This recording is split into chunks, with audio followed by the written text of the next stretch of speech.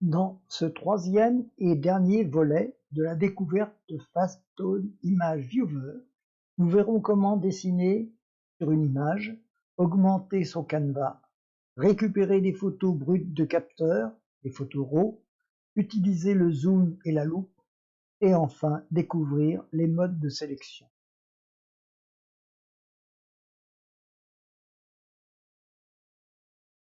Pour ouvrir l'outil dessiné de Fast Image Viewer, nous pouvons choisir le menu Éditer, dessiner, ou un clic droit et Éditer, dessiner, ou tout simplement la lettre D. Dans cette fenêtre, nous pouvons ajouter du texte, des flèches, faire du surlignage et même rajouter un filigrane. Une fois toutes vos modifications effectuées, vous cliquez sur OK et vous pouvez sauvegarder par CTRL-S ou l'envoyer par courriel en cliquant sur l'icône en haut, comme montré dans le tuto précédent.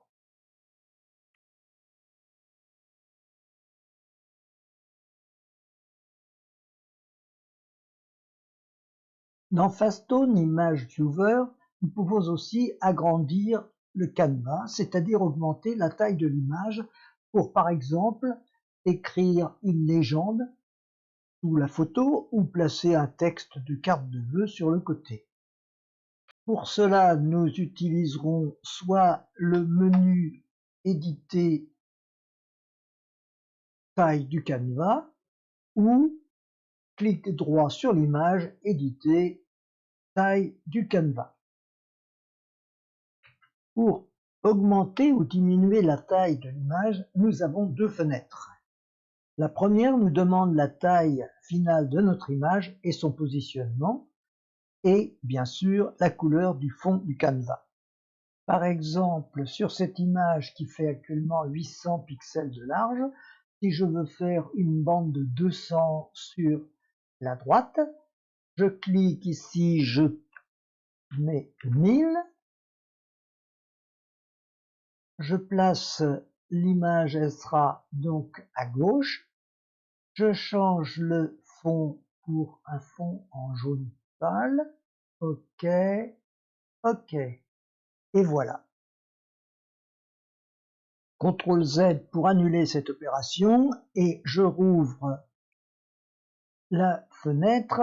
Alors, c'est la deuxième fenêtre, c'est en cliquant sur ici, développer le mode.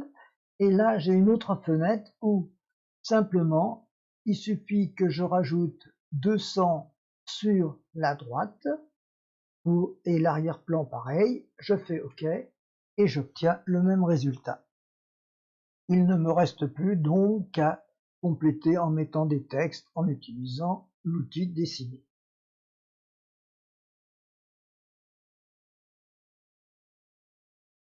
Comme vous avez pu le voir, Fastone permet de lire des photos faites en RAW. Donc, il pourrait être utile de pouvoir récupérer des photos faites en RAW et de les mettre dans un autre format pour les travailler dans GIMP, par exemple. Donc, sans utiliser Darktable ou d'autres logiciels de développement de photos RAW. Pour cela, j'ai sélectionné 3 images qui sont effectivement en RAW, qui font 5488 par 3664. Je sélectionne ces 3 images, CTRL A. Je vais dans Outils, convertir les images sélectionnées. Là, j'ai bien mes 3 photos RAW qui sont en fait. Je choisis ici le format. Alors là, je peux choisir JPEG, TIFF, ce que je veux, hein, plus TIFF par exemple, ce qui serait. Et puis pour les réglages, je choisis la compression LZW, d'accord, OK. Surtout, je décoche cette ici utiliser les options avancées parce que si j'ai des options avancées qui sont déjà enregistrées, eh bien je risque d'en affecter les images. Là, je peux les renommer, mais là, je ne le fais pas et je clique sur le bouton démarrer.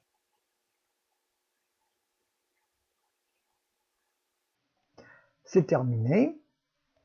Je vais maintenant, je les affiche tous et je vais chercher mes photos qui s'appellent Saint-Malo quelque chose et qui sont à la fin.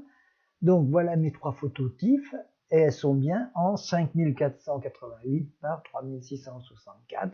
J'ai donc mes images directement. Une autre solution aurait été de les faire directement à partir de CTRL S pour enregistrer, mais ça ne marche pas parce que quand on ouvre des photos RAW, par exemple j'ouvre cette photo là et que je la mets en plein écran ou que je la garde ici, je vois que, alors je la mets en plein écran et je vois qu'en fait elle est affichée en 1920 par 1280, ce qui est la définition de mon écran. Donc si je fais après un enregistrement de cette image hein, avec CTRL S, voilà, je fais CTRL S et là si je le mets avec ce nom avec JPEG, eh bien malheureusement je ne pourrai pas avoir une autre image que en 1920 par 1280.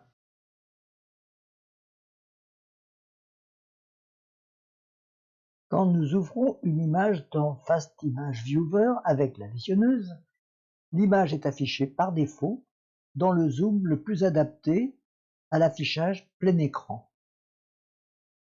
C'est-à-dire que pour cette grande image, il est affiché en 42%. Le curseur est une petite loupe et un clic sur l'image crée une image affichée en vraie grandeur, c'est-à-dire en 100%. Le bouton gauche appuyé permet de se déplacer dans l'image.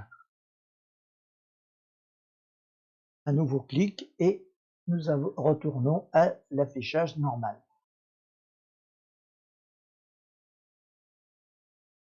Par contre, pour cette image, l'affichage normal est de 100% et le clic sur l'image fait un zoom qui fait que l'image occupe tout l'écran. Un autre clic et nous avons de nouveau l'affichage normal. Si l'on maintient le bouton gauche appuyé, on voit que nous avons une loupe qui permet de voir l'image agrandie. Cette loupe est réglable en faisant un clic droit sur l'image, paramètres du zoom. Là, je vois que j'ai la forme rectangle, rectangle arrondi ou rond, le grossissement 3 et la taille de la loupe. Donc je choisis 300 et voilà, maintenant j'ai une loupe qui fait 300 pixels. Sur l'autre image, j'ai aussi la loupe, voilà 300 et je peux voir quelques détails. Il existe de nombreux raccourcis de zoom comme les chiffres 1, 2, 3, 4 qui grossissent respectivement de 100, 200, 300, 400 jusqu'à 900%.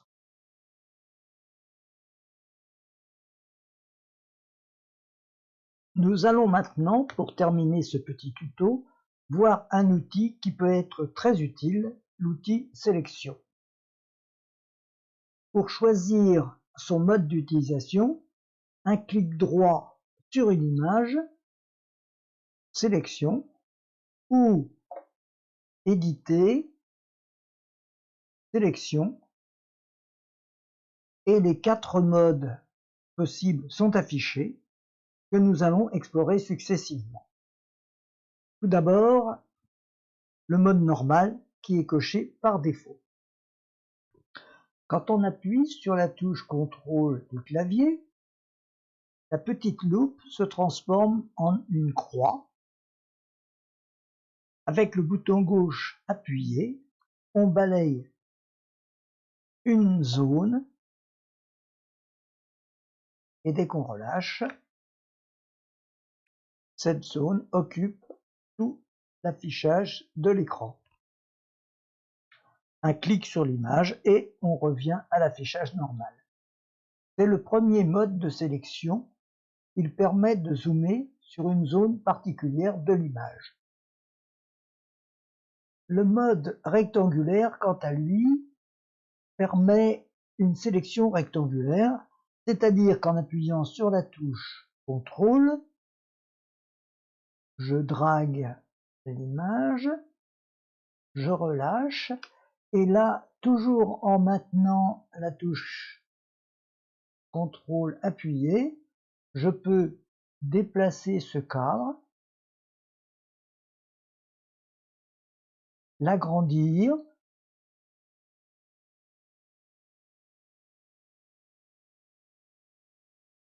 là, et une fois agrandi, je peux, avec un clic droit, voir un certain nombre de choses que je peux faire sur cette zone, donc recadrer, obscurcir, choix du zoom, copier, coller, supprimer, enregistrer. Bien sûr, si je clique en dehors de mon cadre et que je fais un clic droit, j'ai toutes les possibilités d'éditer, ou d'ajuster la luminosité, de changer la netteté, mais toutes ces opérations seront faites sur la sélection. Je reviens sur ma sélection, je clique droit, je mets recadrer, et voilà, j'ai donc refait une autre image que je pourrais enregistrer comme je veux. Le troisième mode est le mode circulaire,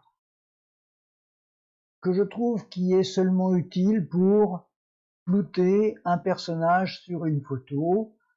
Donc j'appuie sur la touche CTRL, je tire pour entourer la tête, et là, avec un clic droit, j'obscurcis, et du coup, la personne est anonymée. Bien sûr, ce mode permet aussi de fabriquer des images en médaillon, mais du fait qu'il n'est pas redimensionnable, il est peu pratique. Par exemple, je clique sur CTRL, je sélectionne le goéland, voilà, clic droit, recadrer, et j'ai fabriqué mon médaillon.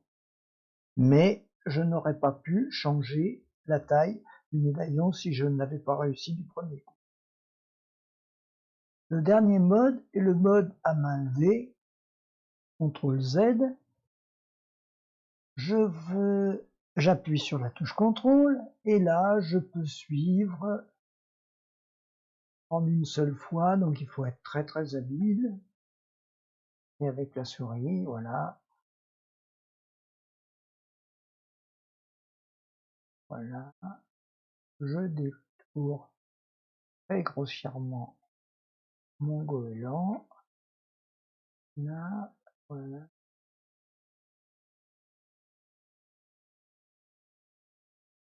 Je peux maintenant, sur cette forme sélectionnée, appliquer tous les traitements que je pouvais faire sur les autres formes, mais ça me paraît très très difficile. Ce troisième et dernier volet de la découverte de Fastone Image Viewer est maintenant terminé. J'espère qu'il vous aura fait découvrir de nouvelles facettes de ce très bon logiciel gratuit qui permet à tous ceux qui ne veulent pas se prendre la tête avec des logiciels complexes de traiter rapidement leurs photos. Je vous remercie de votre attention et je vous dis à bientôt pour de nouveaux tutos.